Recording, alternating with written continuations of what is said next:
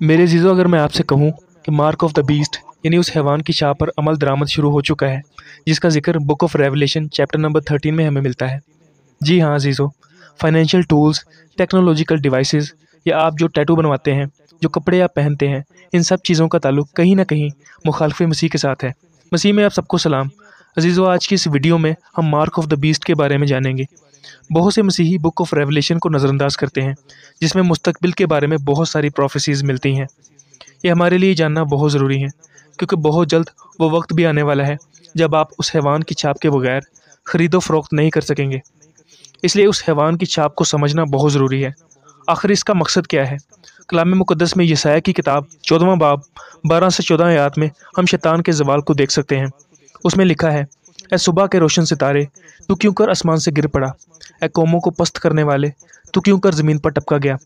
तू तो अपने दिल में कहता था, मैं आसमान पर चढ़ जाऊंगा, मैं अपने तख्त को खुदा के सितारों से भी ऊंचा करूंगा, और मैं शमाली अतराफ में जमात के पहाड़ पर बैठूंगा, मैं बादलों से भी ऊपर चढ़ जाऊंगा, मैं खुदा ताला की मानद होऊंगा।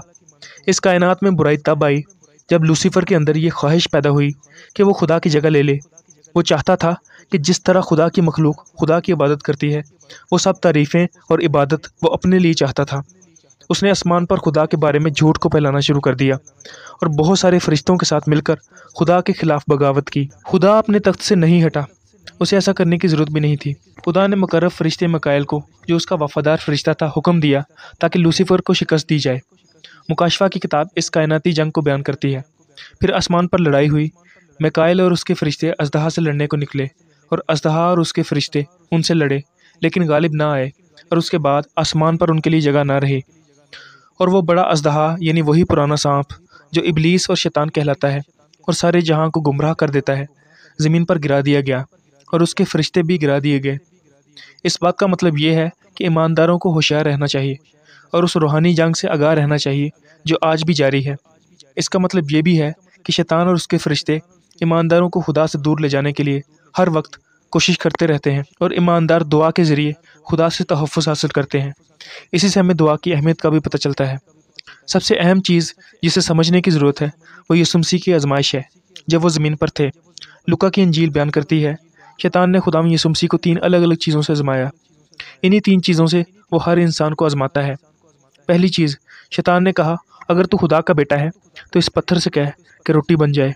वो चाहता था कि यीशु मसीह पत्थरों को रोटियों में बदल कर अपनी भूख मिटाएं, लेकिन यीशु ने जवाब दिया कि आदमी सिर्फ रोटी से जीता ना रहेगा, बल्कि हर उस बात से जो खुदा के मुंह से निकलती है।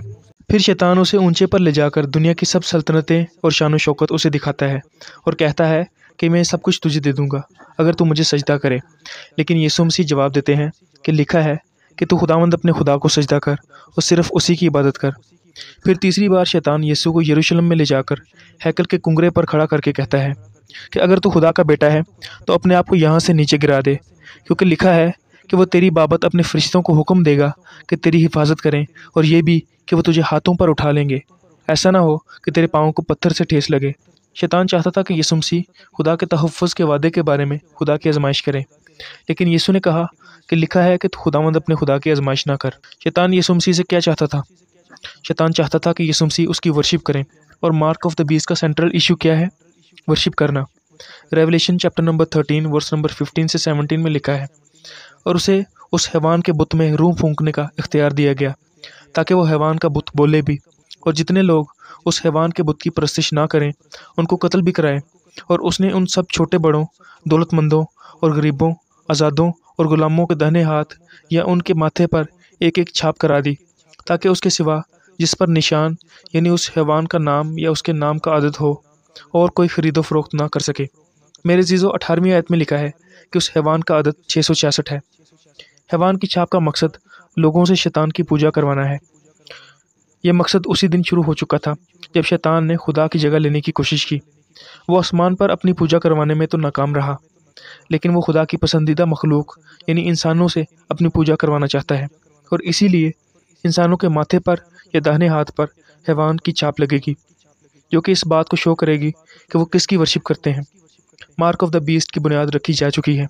बढ़ती हुई टेक्नोलॉजी, डिजिटल करेंसी की तरक्की, बायोमेट्रिक आइडेंटिफिकेशन, इम्प्लांटेबल माइक्रोचिप्स एक ऐसे निज़ाम की राह हमवार कर रहे हैं جہاں ٹرانزیکشن اور لوگوں کی شناخت کو کنٹرول کیا جا سکے اور ہر انسان پر نظر رکھی جا سکے۔ عالمی نگرانی، کیمروں کے سیٹلائٹ اور ڈیٹا اکٹھا کرنے کے ذریعے نگرانی کی صلاحیتوں میں اضافہ کرنے والے نظام لوگوں کی نقل و حرکت کو ٹریک کرنا آسان بناتے ہیں۔ کیش لیس سوسائٹی اور مرکزیت کی طرف دھکیلنے کا طریقہ کار، مالیاتی نظام ایسی صورتحال پیدا کر سکتے ہیں جہاں خرید و فروخت کو کنٹرول کیا جا سکتا ہے۔ سیاسی اور سماجی بدامنی، پینڈیمکس یعنی وبائی امراض اور سماجی ہلچل مضبوط حکومتی کنٹرول اور مرکزی اتھارٹی کے مطالبات کا باعث بنتی ہیں، جو وسیع پیمانے پر ضوابط اور مینڈیٹ کے نفاذ میں سہولت فراہم کر سکتی ہے۔ سیکولرزم کو بہت زیادہ پروموٹ کیا جا رہا ہے تاکہ لوگوں کو ایک نئے نظام کے لیے تیار کیا جا سکے، یہاں تک کہ اب لوگ اپنے مذہب سے باہر شادیاں کر رہے ہیں۔ رشتہ داری کی بڑھتی ہوئی قبولیت مذہبی اقدار معاشرے کو اس طرح کا بنا سکتی ہیں جو بائبل کے اصول کے خلاف ہو۔ غلط معلومات اور پروپیگنڈا پھیلانا پبلک اوپینین کو تشکیل دے سکتا ہے اور لوگوں کو نئے نظام اور کنٹرول کو قبول کرنے کے لیے راضی کر سکتا ہے۔ اس میں کوئی شک نہیں کہ ہم آخری زمانہ میں جی رہے ہیں اور ہم میں سے ہر ایک کو فیصلہ کرنا ہے کہ ہم کس کی عبادت کریں گے۔ ہم فطری طور پر یہ جانتے ہیں کہ شیطان جو کچھ بھی ہمیں دے رہا ہے وہ ہمارے لیے اچھا نہیں۔ بہت سارے لوگ دنیاوی چیزوں کے لالچ میں رہتے ہیں جو ان کو جہنم کی طرف لے جا سکتی ہیں، اور اسی طرح شیطان ان کو لالچ دیتا ہے اور ان کی زندگی میں اپنی عبادت کو اپنی انا کی کرنسی بنا لیتا ہے۔ انسان کی فطرت میں یہ چیز ہے کہ وہ کسی نہ کسی کو فالو کرنا چاہتا ہے جو اس کی رہنمائی کرے۔ اس کے اندر عبادت کی تڑپ ہے، اس لیے ہمیں یہ فیصلہ کرنا ہے کہ ہم کس کی عبادت کریں گے۔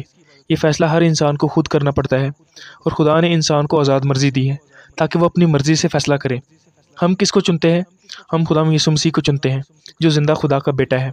فلیپیوں 2 باب 9 سے 11 آیات میں لکھا ہے، اسی واسطے خدا نے بھی اسے بہت سربلند کیا اور اسے وہ نام بخشا جو سب ناموں سے اعلیٰ ہے، تاکہ یسوع کے نام پر ہر ایک گھٹنا ٹکے، خواہ آسمانیوں کا ہو خواہ زمینیوں کا، خواہ ان کا جو زمین کے نیچے ہیں، اور خدا باپ کے جلال کے لیے ہر ایک زبان اقرار کرے کہ یسوع مسیح خداوند ہے۔ حیوان کی چھاپ ابھی لگنا شروع نہیں ہوئی، لیکن اس کی بنیاد رکھی جا چکی ہے۔ جو کوئی اس حیوان کی چھاپ نہیں لے گا وہ خرید و فروخت نہیں کر سکے گا۔ شیطان لوگوں کو آزمانے کے لیے وہی پرانی چالیں استعمال کرتا ہے۔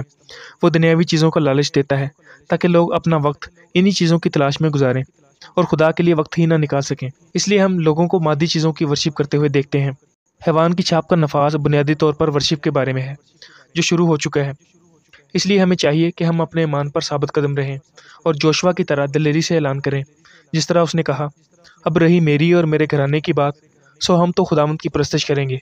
جے مسیح کی۔